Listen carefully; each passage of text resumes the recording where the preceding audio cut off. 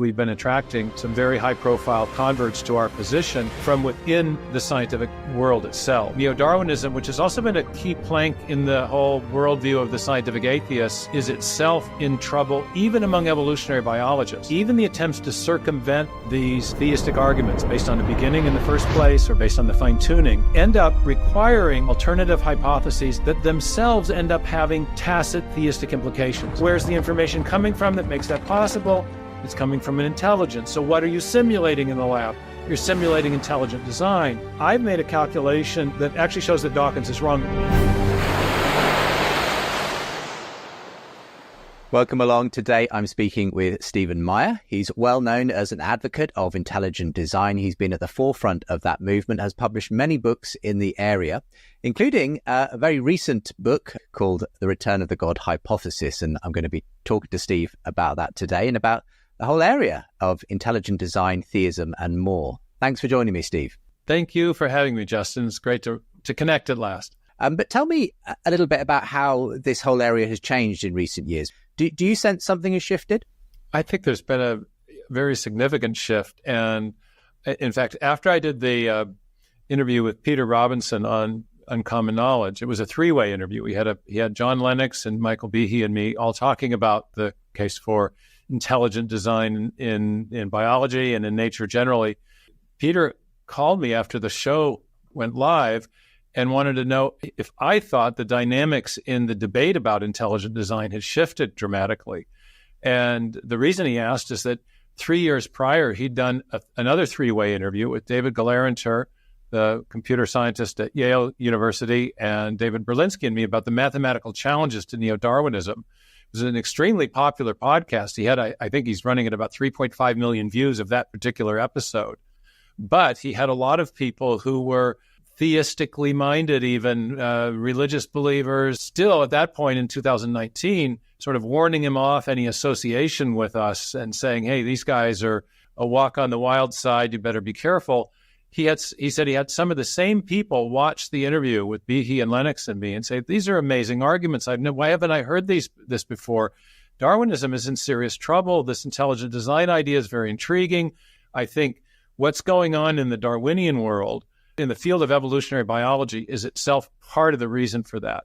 You may remember that in 2016, there was a major conference at the Royal Society. It was convened by third-way evolutionary biologists who were openly calling for a new theory of evolution. One of the most prominent people at that conference was Gerd Muller, who did an opening talk on the explanatory deficits of neo-Darwinism. And he listed 5 major problems that the theory doesn't explain and portrayed it as effective in explaining small-scale variations of organisms like the Galapagos finches whose beaks changed a little bit in response to changing weather patterns, or the famed peppered moths whose coloration patterns changed.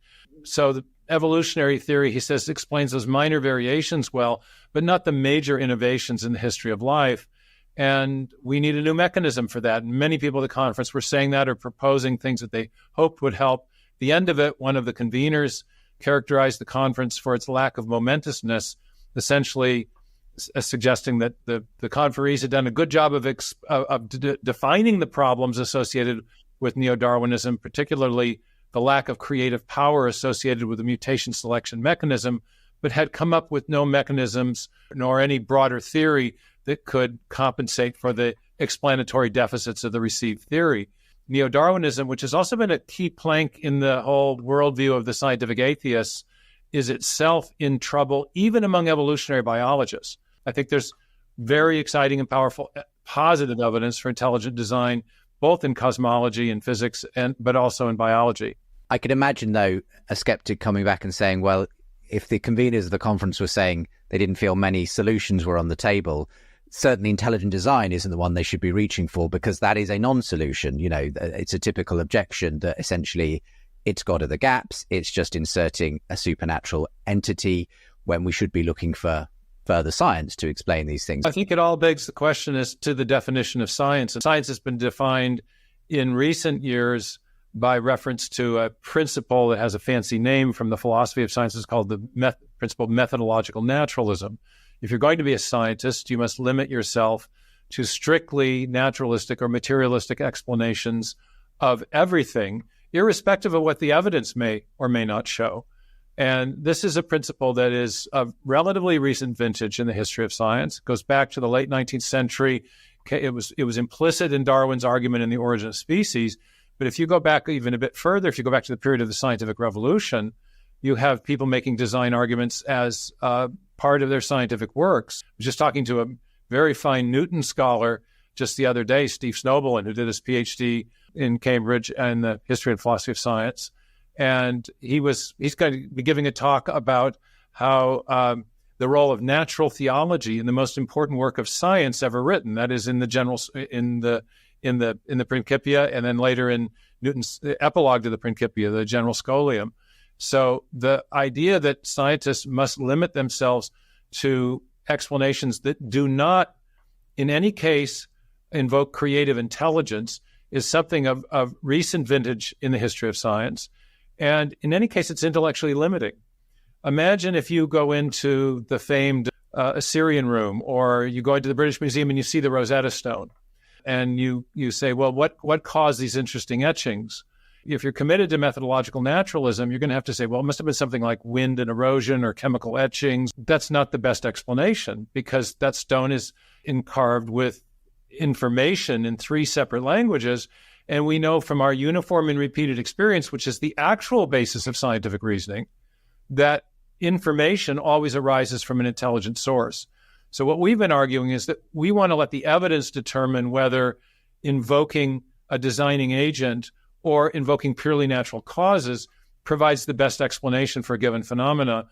We should be open to the best explanation, not simply the best naturalistic explanation, if in fact the evidence points to something beyond what we know matter and energy can do, and instead points to something that we know uniquely intelligent agents can do. I think to some extent that the movement was arguably at one point trading on a kind of supposed clash between science and faith in the classroom. There was the Dover Kitzmiller trial, which was very famous. People who claimed that creationism was being snuck in under the guise of intelligent design and everything else. Do you feel like those kinds of issues have sort of quietened down? What would you say is the feeling in the scientific community around those sort of hot button issues? In 2005, we had the Dover trial. I and a number of other leading ID proponents decided to stay out of that. Mike Behe agreed to be a witness to defend his own work, which was cited in the trial. We thought that the policy that had been formulated by the little school board in central Pennsylvania was a bit benighted and was certainly going to come in for a constitutional challenge. And so we thought it was poorly formed, and we actually urged the school board to withdraw it. We thought it was not the right way to go by any means.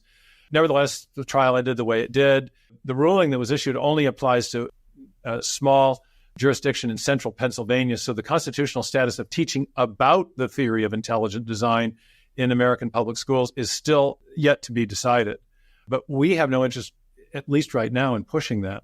We're much more interested in the discussion that's going on at the highest levels of science and academia. And so we made a strategic decision to stay out of it, with that being my colleagues at the Discovery Institute and the wider network of scientists in the intelligent design research community. And instead, we started cranking out books and articles and peer-reviewed articles and developing new research programs. And I think what's happening is we've been attracting some very high-profile converts to our position from within the scientific world itself. One notable person, for example, is Günter Beckley, the German paleontologist, who had started thinking seriously about intelligent design when he was curating the Darwin Bicentennial exhibition at the Stuttgart Museum of Natural History as one of the lead paleontologists there. And he began, partly because of a challenge from one of his colleagues, to read some of the books about intelligent design and realized very quickly that we had been unfairly maligned. We began a long conversation with him.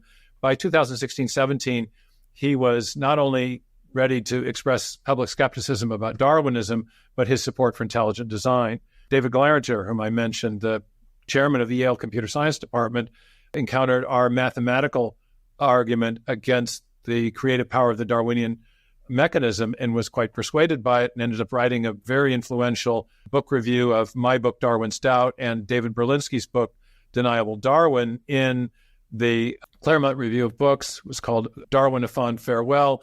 And then he was later on the podcast I mentioned with Peter Robinson, which has had 3.5 million views. And I could go on. There's a number of very high-powered scientists who have been seeing that there are scientific reasons to doubt Darwinism. That's happening within the community of evolutionary biologists, but others who are coming all the way to embrace intelligent design. And so we made that strategic decision to focus on the science and stay out of the culture fight. And I think that's been, the wisdom of that has been borne out in multiple ways. Has the stigma that comes in academic circles with questioning the neo-Darwinian synthesis and potentially embracing intelligent design, has that changed? I mean, there was a time when it would appear... It certainly has. I mean, I think it's second-tier schools, say in the U.S., northwestern corner of Missouri State, where professors feel, that's a hypothetical school. I think in second-tier colleges and universities, people still feel the need to convey the alleged consensus view. But I think people at the highest levels of academia are much more open to considering alternatives. And you have, the very prominent people in this third way movement. They don't want to embrace intelligent design because they want to work within a strictly naturalistic framework. They're committed to methodological naturalism. But they're saying things like, one of the most prominent people at the Royal Society conference said, well, we all know that criticism of neo-Darwinism is so early 90s, okay? It's not just that it's okay to criticize it now, it's becoming passé to criticize it because we've known about the problems for so long now. I mean, Stephen Jay Gould said in, I think it was 1980, he said that neo-Darwinism is effectively dead except as textbook orthodoxy. So if you're in a place where you feel honor-bound to teach textbook orthodoxy, neo-Darwinism is not dead. But at the highest levels in biology, people know about the problems. And so you have people like James Shapiro at the University of Chicago with his ideas about natural genetic engineering, or Dennis Noble at Oxford, who's had some very recent influential pieces in top, I think even in Nature. You had the article just, I think, last week or 2 weeks ago by Nick Lane and Johanna Xavier about the problems in origin of life research. And Johanna had not very long ago kindly commended my book Signature in the Cell to her colleagues who are working in the field of origin of life research, saying, I can't go with Meyer to embrace the intelligent design solution. She said, if I did, I'd be out of a job, but he's raising the right questions, and questions, in fact, that we haven't answered. I think there's a lot more candor about these things now than there was 20 years ago, when really there was a very strident ideological defense of Darwinian thought. And I think that's changing. I'd love to just get an overview, at least, of some of the key areas that you cover in the Return of the God hypothesis. 3 specific fields which you feel have really changed the nature of the conversation on God and science in the last several decades. Let's start with the Big Bang cosmology. Perhaps you could just sketch sort of where we were and where you feel we are now when it comes to the implications of Big Bang cosmology on our ideas about agency behind the universe. If you don't mind, I think there's a nice framing quotation for this discussion, and it comes from Richard Dawkins himself. He says that the universe has exactly the properties we should expect if at bottom there's no purpose, no design, nothing but blind, pitiless indifference, where blind, pitiless indifference is his shorthand or poetic way of expressing the idea of strictly materialistic processes. And I love the way he frames the issue, because he's implying that metaphysical hypotheses, in his case, scientific materialism, in my case, theism, generate expectations about what we ought to see in the world around us.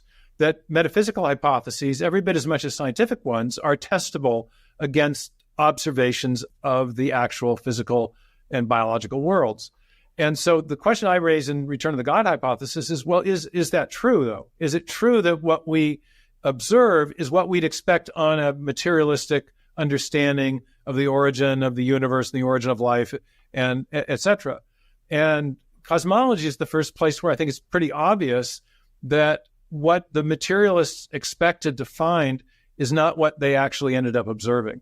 And this has created cognitive dissonance across now virtually a century, because the first indications that the materialist expectation was inconsistent with observations came in the 1920s, maybe even back to the teens.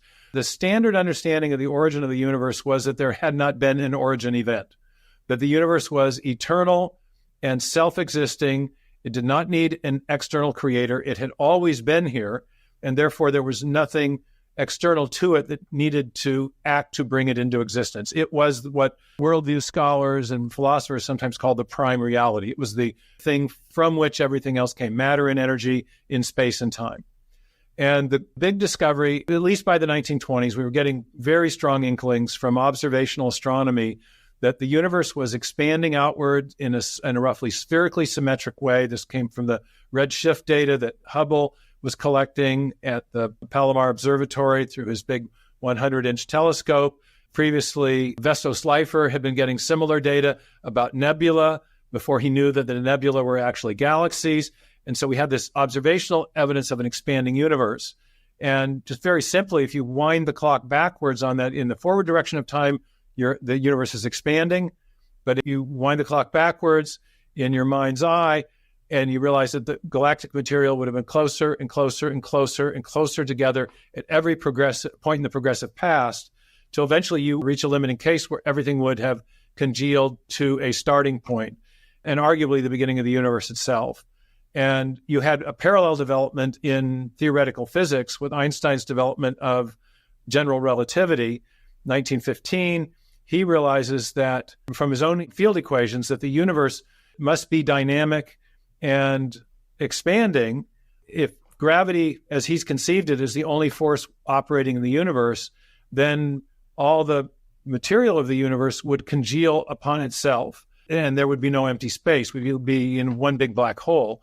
But we don't live in that kind of universe, he realized. And there's empty space between bodies, so there must be a counteracting anti-gravity force that creates that empty space, which suggests a dynamic universe that's, again, expanding. And so Einstein famously jerry-rigged his own equations and attempted to portray the universe as static, in a way so that what he did is introduced an exquisite degree of fine-tuning so that he could depict the gravitational pull inward as exactly counterbalancing the anti-gravity force, now known as the cosmological constant, pushing outward. But later it was shown that that didn't actually work from the physics standpoint of things, that even slight perturbations would cause either a recollapse or an expansion. And then there was the data from the redshift, which showed that the universe actually was expanding. And Einstein famously in 1931 acknowledged this. He went out to the Hubble telescope and had a look for himself with Hubble, famous newsreel footage, and then 2 weeks later gives an interview with the New York Times and acknowledges that he was wrong, that Hubble and his colleague Humason had shown that the universe was expanding. It was not static. There must be a beginning. And then we had a century of debate about whether that initial conclusion held or not. But there was the steady state universe. There was the oscillating universe. There have been attempts to get around the beginning with quantum cosmology.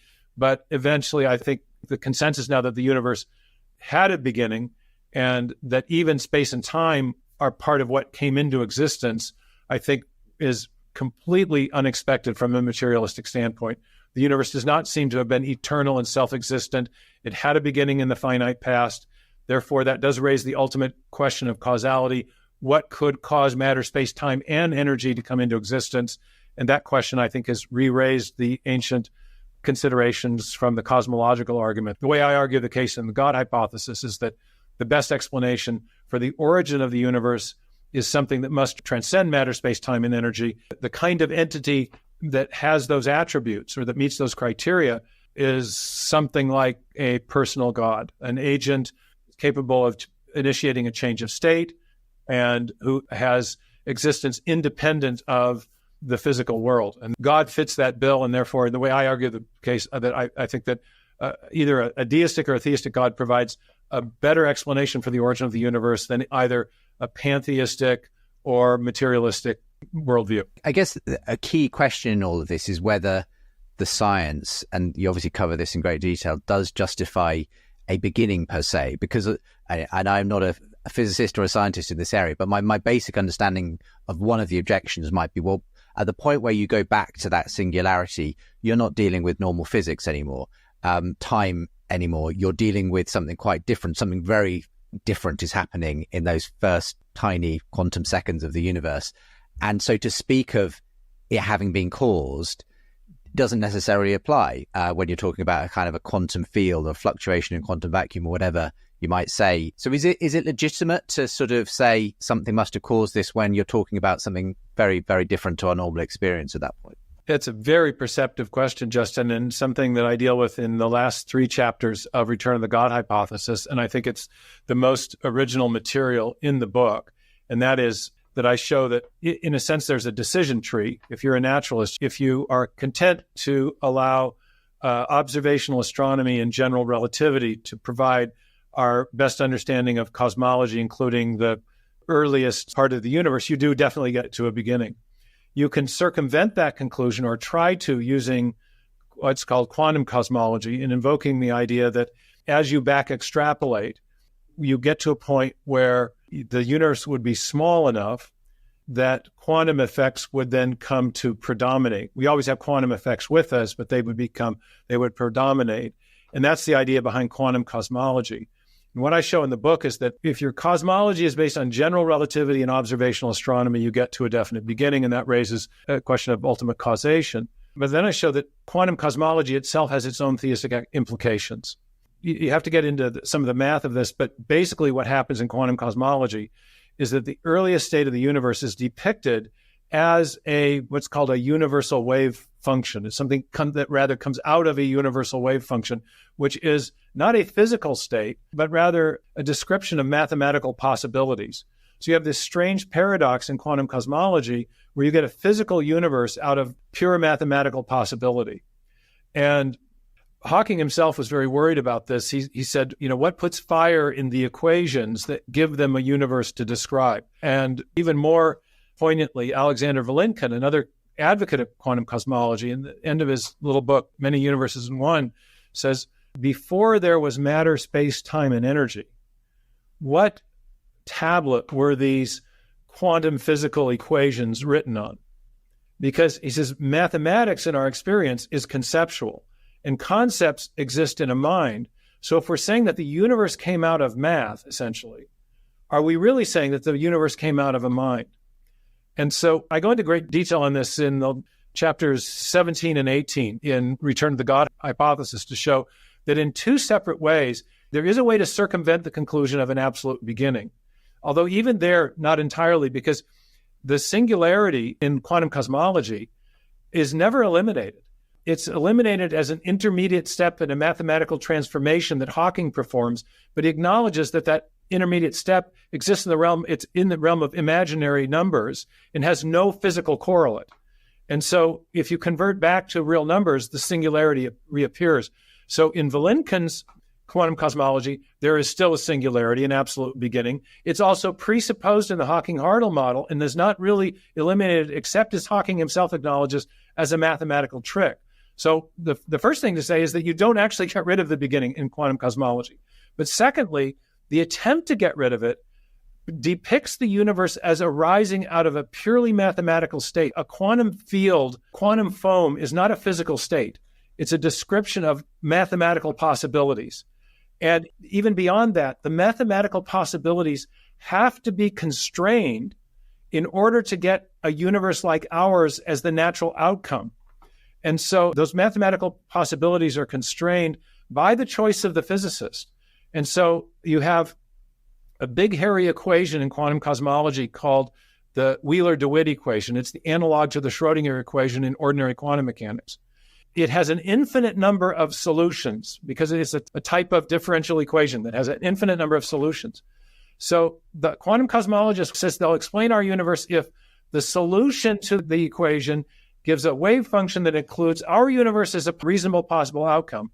But you can't get such a solution until the physicist constrains the degrees of mathematical possibility and essentially inputs information into the mathematical apparatus so that they can depict our universe as a natural consequence of all that. So you've got the universe coming out of math, but also coming out of a math that has to be artificially constrained by an intelligence to get the right answer. It's a teleological, end-directed simulation. What you have is a mind inputting information to simulate the origin of the universe. That's what's happening in quantum cosmology. So I think actually the move to go to quantum cosmology to get around the clear evidence of the beginning just ends up adding additional weight to the theistic argument. To what extent would you say there is potentially a bias at play among some scientists who are committed to, say, methodological naturalism, to want to avoid, as it were, any possible divine foot in the door? I know, for instance, that when these models were first being proposed, Fred Hoyle was not a fan of them, arguably simply because he didn't like the implication. He was explicit about that. He coined the term the Big Bang as a pejorative to make fun of it. He said he was a Democritean. He didn't believe that something could come from nothing, and he didn't like the idea of invoking a cause that he could never verify. Well, understandable. But science involves invoking all kinds of postulates that we cannot directly verify. Science has a structure where we infer from what we see to sometimes what we cannot see, and we hold as real those things that we cannot see because of their explanatory power with respect to the observables. And if that's legitimate to do that for subatomic particles or subsurface geological structures or molecular biological structures, or if you're a psychiatrist, states of mind in your patient, why is that a legitimate move to infer to an unobservable intelligent agent responsible for the origin of the universe? The causal profile that's required to account for what we see directly matches what theism affirms about God. And so this is not an intellectually illegitimate move. This is the kind of thing that scientists and philosophers do all the time, in inferring an unobservable from the observables, where the observable entity inferred has the attributes that, if true, would be necessary to explain what we see. And you're right. You had multiple attempts to circumvent the idea of a beginning. And in Hoyle's case, he was very explicit about his metaphysical motivations. He did not like it. He was a scientific materialist at the time. He then later changed his worldview, though, in response to his own discovery about the fine-tuning of the universe that was necessary to account for carbon in particular and life in general. Well, that neatly segues into our next argument then, which is, of course, the fine-tuning of the universe for life. If you could sketch out what this particular phenomenon is and again, how it's changed our understanding of the universe and our place in it in the last several decades. Sure. Yeah, Hoyle is actually one of the first, maybe the first physicist who stumbles across this phenomenon of the fine-tuning. He's thinking about the importance of carbon and some of the other heavier elements, but in particular carbon. Carbon has unique properties, forms long chain-like molecules that can store information. It's critical to all biological life that we know. And he's trying to think, how can we explain the abundance of carbon? And he, for the life of him, can't really come up with a solution. He knows the atomic weight, so he's trying to think of how it could be built up from smaller elements. And he ends up coming up with an idea that if you combine a beryllium atom with a helium atom, that would form a carbon-12, but he realized that the energy level of that molecule, what's called the resonance, would be higher than what normal carbon has. And so he's wondering if that resonance level exists. He goes out to Caltech, he gets some guys to run some experiments there, and lo and behold, the resonance level that he predicted on purely theoretical cosmological grounds turns out to exist. And that's a kind of fine-tuning in itself, but it's actually the tip of an iceberg of a whole series of other fine-tuning parameters. And what fine-tuning is, if you could think of it as a sort of a Goldilocks zone, that we live in a Goldilocks universe where there are all these fundamental parameters. You know, the atomic weights of things are not too heavy, not too light. The speed of light, not too fast, not too slow. The expansion rate of the universe, same, not too fast, not too slow. And everything is just right to allow for the possibility of life. That with multiple different parameters, if things fall outside very narrow ranges or tolerances, then life for various reasons would not be possible. In fact, even stable galaxies, planetary systems, and for many of the fine-tuning parameters, even atoms heavier than helium would not be possible. And so you have this stunning recognition, and this hits Hoyle and other physicists at a really fundamental level because they understand how fundamental these parameters are to the universe we live in. And yet, in opposition to their expectation, the conditions that are necessary for life to exist are not common, they're not easy to produce, they're extremely improbable. And they fall within narrow ranges among very much wider possible ranges or natural ranges, as they put it. And so Hoyle ends up shifting his point of view on the big metaphysical questions from his staunch atheism to a kind of quasi-theism. and is quoted as saying, physics and chemistry look as if they've been monkeyed with to make life possible. And so he ends up writing about this and having a major shift in worldview. Many other physicists end up adopting the same perspective. The great physicist at Cambridge University, John Polkinghorne, who was late in life, also took on holy orders and became part of the Anglican Church. He was a spokesman for the science and faith issues. He was a very capable advocate of this fine-tuning argument, that fine-tuning suggests a fine-tuner. And so that's been a big shift. And there have been more and more of these fine-tuning parameters discovered in recent years. The young physicist Luke Barnes, who did his PhD at Cambridge, did a joint book with his PhD supervisor called The Fortunate Universe. Supervisor was an atheist, Barnes is a theist. They describe the fine-tuning parameters that are known and list at the end of the book all the different physicists who accept that fine-tuning is a real phenomenon that needs to be explained. And then they have a dialogue between them, the two of them, about how best to explain them, the fine-tuning. Barnes argues for theistic design, and his supervisor poses other explanations. One of the most popular right now is something called the multiverse. Before we get to the multiverse, let's deal with maybe a few common objections to this, sometimes philosophical objections of one sort or another. At one level, you've got the Douglas Adams objection, which is claiming that life is fine-tuned for the universe is a bit like saying that this puddle is fine-tuned for the shape of the water in it. The point being that, if you like, when the puddle says, look how perfectly formed I am to contain this water, is obviously the water fills the available space and takes the shape it does. And I think people kind of make a similar argument for life. Look, life will find a way. There is a sort of sense in which it's arrogant for us to claim that we were always the intended outcome of this universe. It could have been something different. A different sort of set of circumstances might have produced some completely different life form. Who knows? What do you say to that kind of an objection? I've had an argument about objection with Lawrence Krauss in the journal Inference. And he says that life isn't possible because there was pre-existing fine-tuning. Rather, life evolved in accord with the fine-tuning parameters that had been pre-established. And so there's nothing special about life. Life simply took advantage of and evolved in accord with the universe that was produced by the fine-tuning parameters.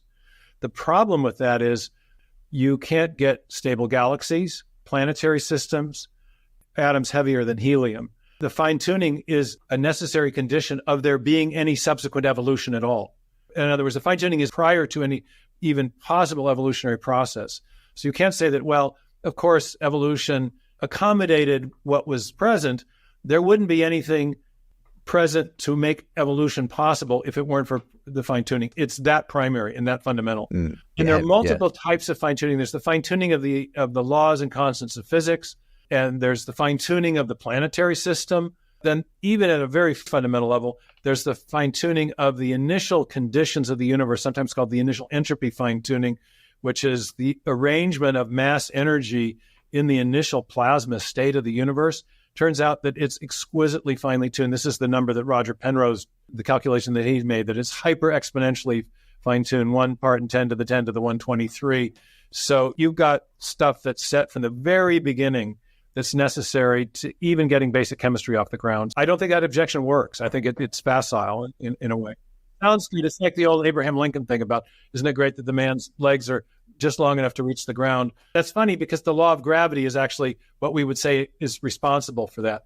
But the law of gravity is finely tuned to make carbon, and other things are finely tuned even to make atoms. So I think there's a decisive response to that objection. If you put a 0 on every single particle in the universe, you still wouldn't have a number big enough. Just one more quick riff on that. Yeah, You've got please. Cosmological constant, which is the degree of fine-tuning of the force that's causing the expansion of the universe. That's accepted at about 1 part in 10 to the 90, I think, is an accepted. If that's off, then you get a recollapse of the universe, and no evolution is possible at that point. Or you get a heat death if it's off in either direction. And just to put that in perspective, there's 10 to the 80th elementary particles in the universe by many estimates. So getting that cosmological constant fine-tuning right would be equivalent to the odds of a blindfolded person floating in free space trying to find one marked elementary particle, but having to search not just one universe, but 10 billion our size. So the degree of fine-tuning with some of these parameters is beyond exquisite.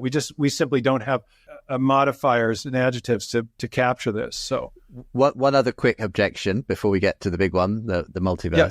This is, again, a sort of a philosophical objection. Of course, it's unsurprising that we live in a fine-tuned universe because we're here to observe it. We wouldn't be observing a fine-tuned universe if it wasn't fine-tuned for us to be able to be here. Well, there's two different versions of that. There's one called the weak anthropic principle and the strong anthropic principle. I deal with both in the book. The strong anthropic principle trades on the old philosophical, if a tree falls in the forest and there's no one there to hear it, did it make a sound? And the idea is that you really couldn't have a universe unless there was someone there to observe it. Therefore, the universe had to be finely tuned at the beginning, so it would evolve to produce observers long after the fact. And that's the strong anthropic principle. The obvious problem with that is that if the observers are the ultimate cause of the universe, then the observers are evolving after the universe has evolved to produce them. So you've got the cause after the alleged effect that the cause explains, which is, I think, simply irrational because cause and effect don't work that way. It's the cause precedes the effect.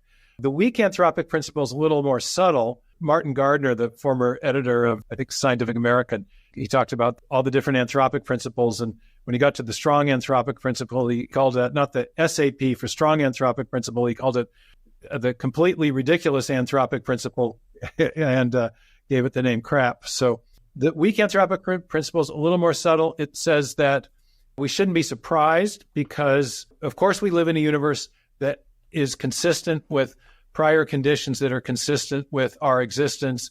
If we didn't, we wouldn't be here. It doesn't make the observers the cause. It just says we shouldn't be surprised. Problem with that, though, is that it still doesn't explain the origin of the fine-tuning. It cites a necessary condition of our existence, that is, the fine-tuning parameters are necessary for us to exist, without explaining what caused the fine-tuning parameters themselves. So there's a logical confusion between necessary condition and cause. Those aren't the same thing. And it also explains the wrong thing. We're not trying to explain our surprise or lack thereof of being here, or even why we are here, given that there is fine-tuning. Rather, we're trying to explain how the fine-tuning came to be. And there, the design hypothesis provides a causal explanation. We're simply saying we shouldn't be surprised, provides no such causal explanation. All right, let's move to the multiverse. My kind of summary of this particular solution to fine-tuning is simply that there may be evidence that, in fact, there is more than just our universe. We are one of many universes. And if that's the case, then it could be that all of the many ensemble of universes all have different initial constants and values of their various forces. And we happen to live in one of the very rare universes where it worked out well for life to be able to exist. So this idea of a multiverse sort of solving it by simply multiplying the number of options on the table. What do you make of that particular solution? Well, I think it's an interesting proposal because it does presuppose that there's something important to explain about the fine-tuning. And it also presupposes that the explanation for that fine-tuning, given that it's in the very fabric of physical law and present from the very beginning of the universe itself, is something that cannot be explained within the cosmos. It requires something beyond the cosmos.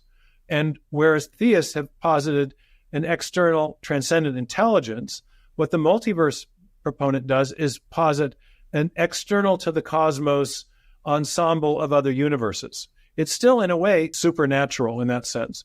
That doesn't make it good or bad, but it is interesting because of what it presupposes, that there really is something there to be explained, and we need something that transcends our domain of matter, space, time, and energy to explain it. The problem for the multiverse, one is there are huge problems with Occam's razor. Whereas theistic design posits one single explanatory entity, the multiverse not only posits all those other universes, it has to posit a whole ensemble of other theoretical entities that are pure theoretical postulates in order to explain how you get these other universes. And this is something that multiverse advocates had to reckon with fairly early on. If there are these other universes and they are causally disconnected from one another, there's a problem in trying to invoke other universes as an explanation for ours, because if the universes are causally disconnected, then anything that happens in those other universes has no effect on our universe. And it would have had no effect as well on whatever process was responsible for setting the fine-tuning parameters in the first place. So the mere fact of other universes doesn't provide a causal explanation for the fine-tuning in our universe. For that to occur, there must be some kind of common cause which is responsible for the production of our universe and those other universes, a kind of universe generating mechanism. So in virtue of that, multiverse advocates have posited various kinds of common cause mechanisms or universe generating mechanism that could explain why you have all these universes so that they can portray our universe as a kind of lucky winner of a great cosmic lottery. And there have been two great universe generating mechanisms proposed, one based on something called inflationary cosmology and one based on string theory. And this is where, in the first place, you get some of these Occam's razor possibilities, because inflationary cosmology can explain one type of fine-tuning, the fine-tuning of the laws and constants of physics, but not the initial conditions of the universe. In inflationary cosmology, you have the same basic physical laws, and with each new universe that pops out of the inflaton mechanism, you get new sets of initial conditions. So the inflationary cosmology, in theory, it could explain the fine-tuning of the initial conditions, but not the laws and constants of physics. With string theory, it's the opposite. So to explain the whole range of fine-tuning phenomena, multiverse advocates have now had to come up with the string multiverse combination multiverse hypothesis. So they have a string landscape, inflationary landscape. And to affirm that, there are, I count up 8 or 10 separate theoretical postulates that you have to affirm to render that as credible as the theistic design hypothesis. So it's massively profligate in the Occam's razor sense, in multiplying theoretical entities. But to me, this is the most fundamental problem. It turns out that the universe generating mechanisms themselves have to be finely tuned in order to generate new universes. So you start by trying to explain the fine-tuning in our universe. You massively inflate the number of pure theoretical postulates you have to affirm to provide an explanation and to render your universe-generating mechanisms credible or plausible. But then it turns out the universe-generating mechanisms themselves have to be finely tuned in order for them, even in theory, to generate new universes. And so you're right back to where you started with unexplained prior fine-tuning. Here's the point. The multiverse doesn't provide an ultimate explanation for fine-tuning, but we do know from our uniform and repeated experience of an entity that does explain fine-tuning, where if we understand that fine-tuning is an ensemble of improbable conditions that have to work jointly to accomplish some remarkable outcome. So a French recipe is finely tuned. An internal combustion engine is finely tuned. The integration of hardware and software in a computer is finely tuned. So in all the systems we know where there is fine-tuning present, there's always a prior fine-tuner. And so our uniform and repeated experience points to an adequate causal explanation, whereas the multiverse leaves the ultimate explanation of fine-tuning unresolved, which is why, and now the Fred Hoyle quote, he said, a common sense interpretation of the data suggests that a super intellect has monkeyed with physics and chemistry in order to make life possible. It is common sense because our knowledge of cause and effect shows that fine-tuning always comes from a prior intelligence, and the multiverse does nothing to undermine that conclusion. I do want to just leave the time we have for the third big part of the Return of the God hypothesis, which is, of course, the part that you have spent much of your life already devoted to looking into, the evidence for design in living things, particularly in the information we find in the first self-replicating molecule. Where were we, say, 100 years ago, and what have we found out that for you suggests that it looks like we're living in a universe that speaks about some kind of agency behind it rather than this sort of naturalistic? Could I make one more point about our previous two? Please do. Go ahead. This so ties into your theme in your book about the surprising rediscovery or belief in God. And that is that even the attempts to circumvent these theistic arguments based on the beginning in the first place or based on the fine-tuning end up requiring auxiliary hypotheses or alternative hypotheses that themselves end up having tacit theistic implications. Quantum cosmology has a tacit implication that you got the universe coming out of a highly constrained mathematical conceptual apparatus. It implies the need for a mind. The multiverse takes you right back to the fine-tuning again, so you're right back to the need for a mind to explain things. Even the attempts to get around the theistic arguments have themselves pushed the theistic conclusion back into the conversation. So I think that's a very interesting thing about the dialectic that is causing this shift to take place sociologically. You so beautifully documented in your book. Now to biology. I did my PhD on origin of life biology. One of the examiners, Harmka Kaminga, who had written a very definitive history of origin of life research, noted that the origin of life and the nature of life are two very closely related questions. Because if we want to explain the origin of life, we have to define, well, what is it that we're trying to explain the origin of? And since the 1950s, right up to the present, every new turn has revealed deeper and deeper layers of complexity in the living cell. So if we start in the 1950s, we get the famous Miller-Urey experiment. They set up a spark discharge chamber, zap some chemicals with electricity, and they produce some amino acids, 2 or 3 of the protein-forming amino acids. Touted as a huge breakthrough. We're on the cusp of understanding how life arose from simple chemical constituents on a prebiotic Earth. That's the idea of chemical evolutionary theory, life from simple chemistry. Ironically, in the same year, Watson and Crick elucidate the structure of the DNA molecule. 5 years later, in 1957, 1958, Crick puts forward something called the sequence hypothesis, because he realizes that on the interior of the DNA molecule, that famed double helix, you have these chemical subunits called nucleotide bases, and he realizes that they're functioning as alphabetic characters in a written language, or like the digital characters in a section of machine code. And that information is being used to construct the proteins and the protein machines in living cells. And it takes about 7 years for Crick's sequence hypothesis to be confirmed by work that's going on in molecular biology on both sides of the Atlantic. It's a fantastic story in the history of science.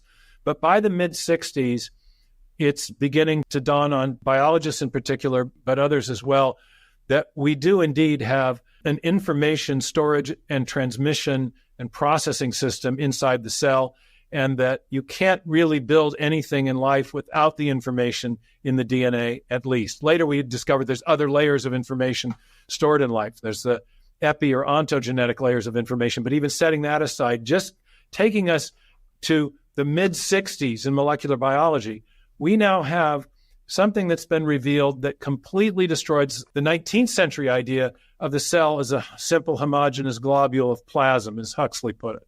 That now starts to put origin of life research under extreme pressure, because the origin of life researchers now have to explain the nature of life as we find it, the actual complexity of the cell, which is an informational complexity. It's an integrated complexity. So what I've done in my first book, Signature in the Cell, is then trace that challenge and look at the different approaches that were taken from the 1950s and 60s on to try to explain the origin of the information you need to build the first living cell.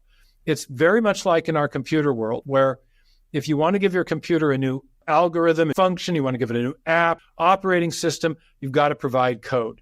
And the same thing is true in life. If you want to build a cell in the first place, you've got to have the information to build the proteins that service all the important cellular functions. So where does that information come from? That question came to the forefront of studies in origin of life research by about the mid-1960s, late 1960s. And then there have been a series of attempts to solve that, some based on chance, but that didn't last very long because the amount of information, almost by acclamation among origin of life researchers, was so much greater than could be explained by random interactions of molecules that went by the wayside. Then people tried to explain it by reference to self-organizational processes. There are problems with that. The basic laws of nature do not generate informational sequences as in digital code. They generate repetitive patterns of order, like the repeating patterns of NaCl, NaCl, NaCl in a crystal, not something like a line of poetry, like time and tide wait for no man. The information in life is not simple repetitive order. So self-organization has had big problems. Then they tried to combine chance with natural selection, but there's a problem there. You don't really get natural selection as an operative process until you get a self-replicating organism. Further, people said, well, maybe you could get self-replicating molecules like RNA, but it turns out to get RNA even to copy a little bit of itself, and that's all we've been able to do in the lab. Get about 10% of it can be copied. But even then, the investigator has to sequence the nucleotide bases, the genetic letters on the RNA molecule, to get it to achieve even that limited form of self-replication. So where's the information coming from that makes that possible? It's coming from an intelligence. So what are you simulating in the lab? You're simulating intelligent design. And that I think, underscores the key argument here that we're making, and that is that whenever we see information, especially in a digital or an alphabetic form, as we do in DNA and RNA, and we trace information back to its source, it always arises from a mind, whether we're talking about computer code, hieroglyphic inscription, Cyrillic text, or the information we're transmitting over the internet or over radio signal. Information always ultimately results from a mind. One of the early information scientists, Henrik Wassler, said the creation of new information habitually results from conscious activity. So my argument has been that the discovery of information at the foundation of life is providing a powerful indicator of the activity of designing intelligence in the origin of life. And the absence of a credible alternative materialistic explanation is not the sole reason for the inference to design, but it reinforces it, because what it shows is that the inference to design, we know of a cause that can produce information. The naturalistic models for the origin of life have not explained where information could come from. Therefore, the inference to design is but an inference to the best explanation. It's the only inference that's consistent with our knowledge of cause and effect, which is the basis, again, of all scientific reasoning. So let me just give you a couple of common objections. And I've heard Richard Dawkins give this one, where he simply says, yes, we know that the origin of life is a very unusual occurrence, but in a universe with so many planets, galaxies, potentially planets with life-sustaining kind of abilities, then it's going to happen somewhere. You just have to look at the scale of the universe, how long it's been around, and that gives you the odds you need for a purely natural process, even though it looks incredibly unlikely for that to occur somewhere. And it happened to be on our planet, could be occurring on other planets as well. Well, there's been an interesting response from some of the leading people working on origin of life or in molecular biology. Francis Crick, in a little book, Life Itself, in 1981, acknowledged that the odds of life arising on our planet were infinitesimally small, that the conditions on our planet were not right. For example, the formation of proteins from amino acids. I mean, one of the most obvious problems in chemistry, which James Tour has pointed out, is that you don't polymerize, you don't link together amino acids in an aqueous environment. The chemistry is wrong, goes the wrong direction. And yet all of the models, whether it's the hydrothermal vent or the prebiotic ocean, they've all presupposed life arising out of a soup of some kind. We're all the way back to Darwin in his warm little pond.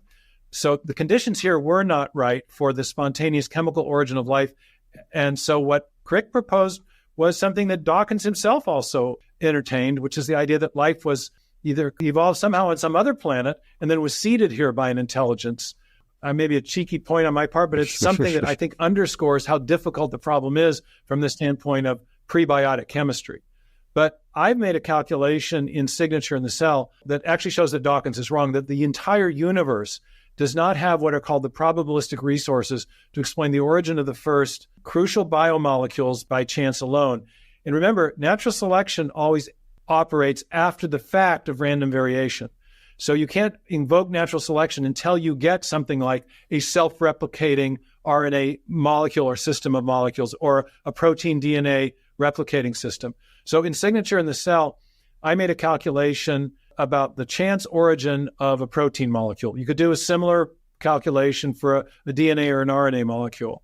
And it turns out that the number of parameters that have to be right and the constraints that have to be applied to each parameter are such that the odds of generating a novel protein by chance on our planet are vastly greater than the probabilistic resources available.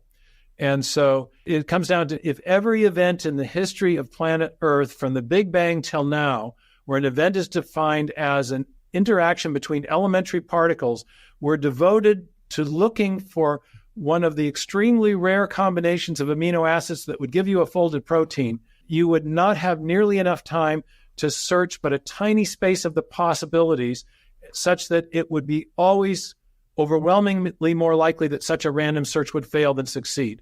I did this based on the probabilistic resources from the Big Bang till now. So there's been 10 to the 16th seconds since the Big Bang. There's 10 to the 80th elementary particles in the universe. I ran all the numbers and compared it to the vastness of what's called amino acid sequence space and the rarity of proteins within that space. And it turns out, if you change the metaphor a little bit, if you think of all the all the combinations that there could be, the combinations that are functional are a tiny, tiny needle within that big haystack, and you don't have but a fraction of the time needed to search that haystack, even with a 14 billion year universe. So I don't think the Dawkins objection solves the problem at all, even as it were kicking it out into space or out into the universe. And by the way, no serious origin of life researcher is any longer invoking chance as the explanation for the origin of the first DNA or self-replicating RNA or proteins. They're looking either at self-organizational models or trying to find some more favorable environment, but chance is really not where it's at. But you don't find that any of the other kind of naturalistic models hold much water either, by the sounds of it, Steve. I give them a lot of airtime. I allow them their due in my book, especially in Signature in the Cell, which is my first book about the origin of life. I think they have to be taken very seriously. I don't dismiss anything in a cavalier way. I spend 3 chapters on self-organizational models. One of the leading proponents of intelligent design, another convert to that position, is Dean Kenyon, who was a leading origin of life researcher through the 60s, 70s, 80s, and then ended up repudiating his own self-organizational model, which he developed in a best-selling postgraduate level text called Biochemical Predestination. And the problem with these self-organizational models is that they really misunderstand. They do a great job of explaining what doesn't need to be explained. They explain simple order, repetitive order, not what Leslie Orgel called specified complexity or functional information. Your viewers and listeners can think of 2 strings of symbols. You could have the monkey typing gibberish at the typewriter, and maybe get 40 characters of that. And then below you have a line of poetry, roughly the same length, time and tide wait for no man. And a third string would be a mantra, or ABC, ABC, ABC, ABC.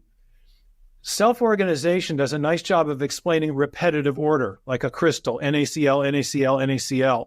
These are processes where the underlying physics and chemistry determines a highly regular, orderly outcome. You could think of pulling the plug in the bathtub and watching the vortex develop.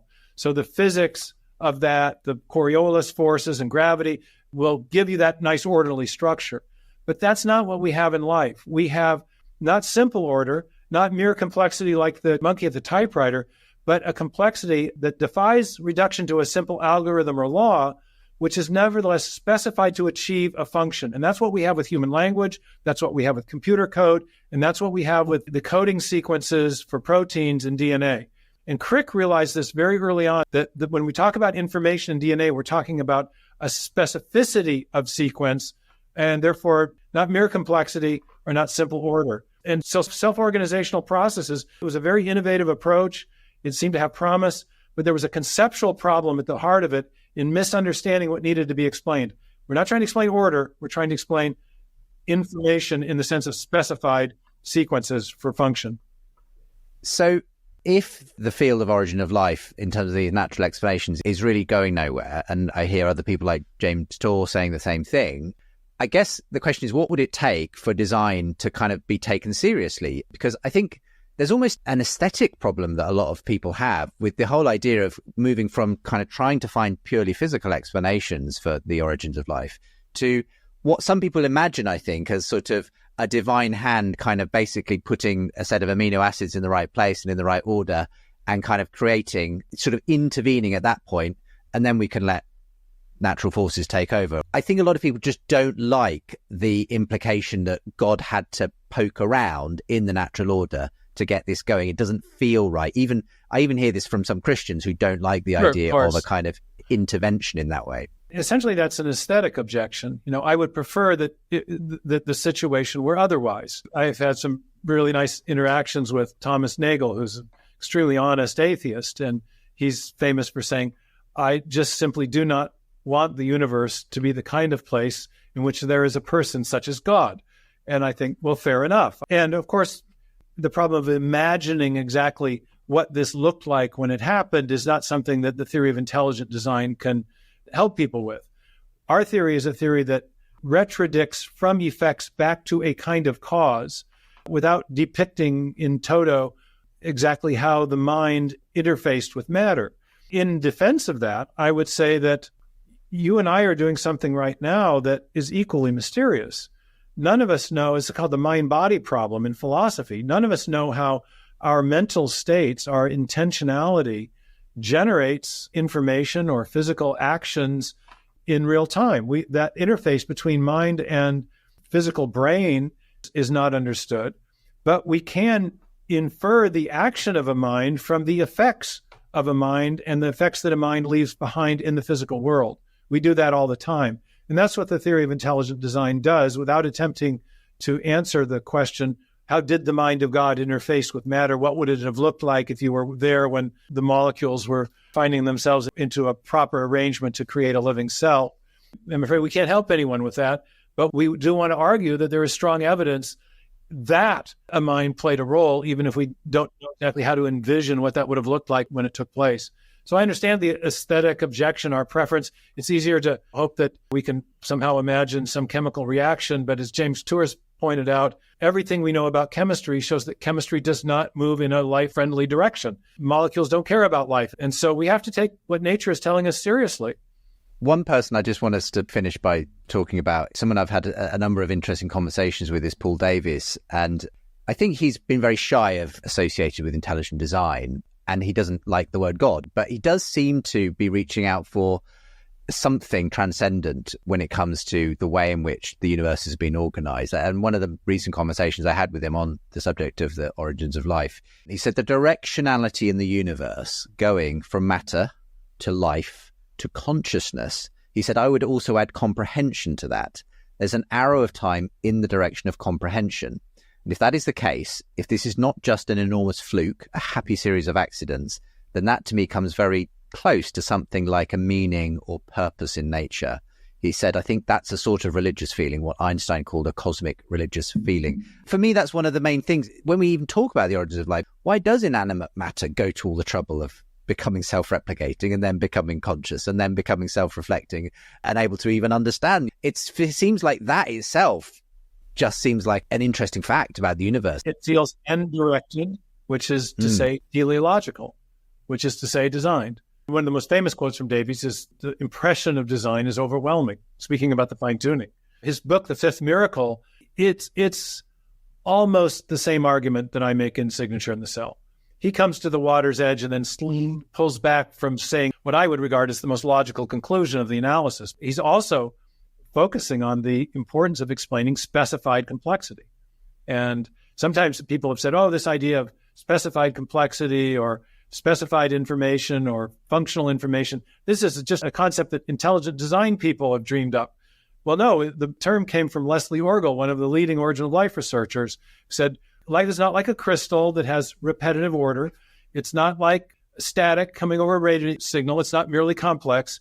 It's complex, but also specified to ensure the performance of an independent function.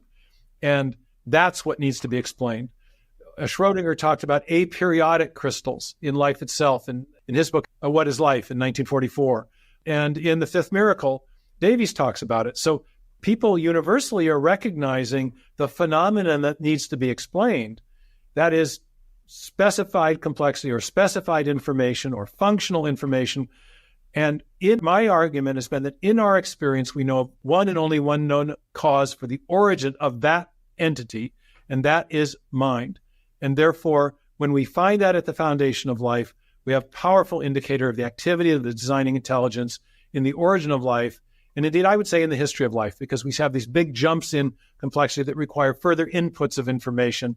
And so I think, whereas in the 19th century, scientists portrayed the universe, the scientific cosmology, if you will, prized matter and energy as the fundamental realities. I think in 21st century biology and in cosmology, we now recognize that we have three fundamental entities. We have matter, energy, and also information. And given that information in our experience is a mind product, I think what we're looking at is a return of what I call the God hypothesis, that we need both an active and a transcendent mind to explain the information that we find in those three domains of biology, physics, and also cosmology.